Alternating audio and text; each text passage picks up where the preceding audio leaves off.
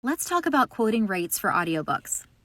Thankfully, there are some great resources out there that can help you determine what you should be quoting as a potential narrator or producer of an audiobook. And one of my favorite resources is the GVAA guide. That's the Global Voice Academy's guide to voiceover rates. And they say that if you are union, if you're working in a union scale job, your rate should be in the $150 to $225 per finished hour range.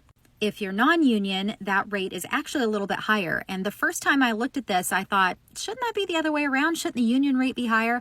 But I'll get to that in a second. The non-union rate is more like $200 to $500 per hour per this guide. And that is because when you are working non-union, you are fully producing that audio. You're expected to edit it, check it, quality check it, master it per whatever specs are required for ACX or whatever platform the book is going on.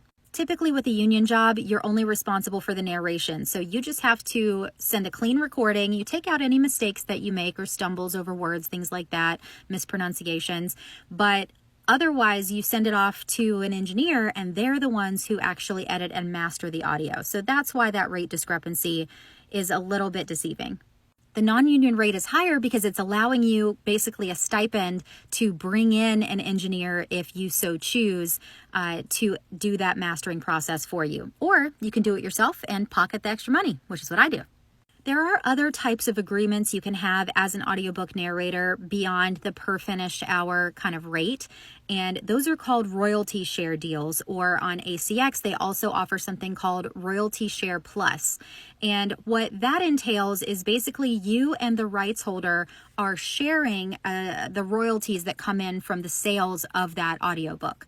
And royalty share plus means that basically you get a stipend up front to cover whatever expenses you might have for recording or to cover an engineer to master your audio for you. And then you also take a smaller percentage of the royalty share going forward. Personally, I've never done royalty share. I don't like to work potentially for free, but it can be pretty lucrative if you end up with a book that sells really well.